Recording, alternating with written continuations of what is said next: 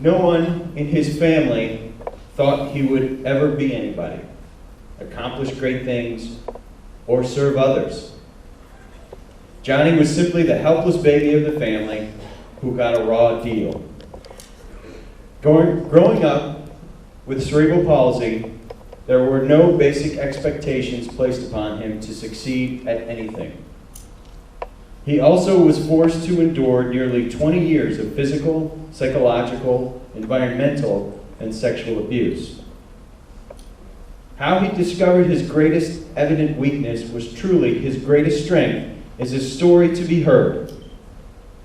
For a population of people with disabilities who are crying out for social equality, Johnny will proudly and emphatically echo their voices until we all are respected as equals. Inclusion, when it's referring to people with disabilities, is a concept that is sometimes misunderstood. Some people, with every good intention, take the concept of inclusion very literally. And most of those people are not even disabled. They are usually advocating for a family member or friend that has a disability to be included in a specific situation. For example, a sporting event. When I was in 5th grade, I had an assistant. He would help me get to class, get my books out, stuff like that. During recess, I really enjoyed him throwing me a football. Now I could not catch a football worth anything, but I enjoyed trying. And the rest of the students would be over out in the field playing football. So my assistant and I would be off to the side, out of the way. Now some might say that's not the way it should be. I should have been included with my classmates in their game. And if you had asked me back then if I would like to play football with my classmates, of course I would have said yes. I was 10 years old. I did not have a motorized wheelchair, and I could not push myself.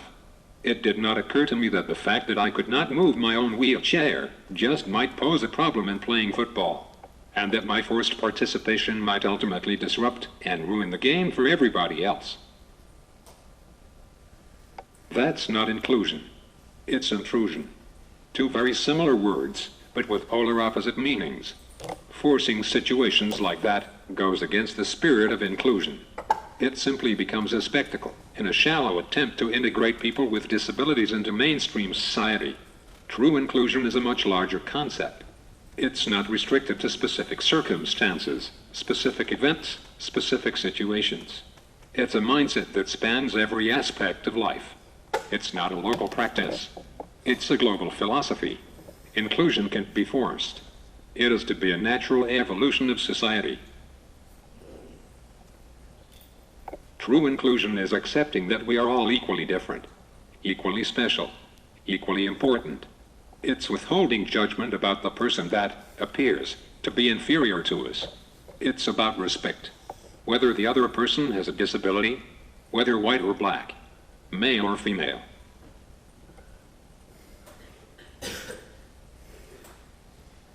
We associate Inclusion Week with people with disabilities, and that's good. That's a good place for inclusion to start, but it cannot end there. It must not end there. It has to go beyond us. It has to be a term that we associate with every minority. And if we can apply the same spirit of acceptance, of integration, of respect to every minority, there will no longer be labels like people with disabilities, African American people, Caucasian people. There will only be people. And that, my friends, in its most basic form, is inclusion.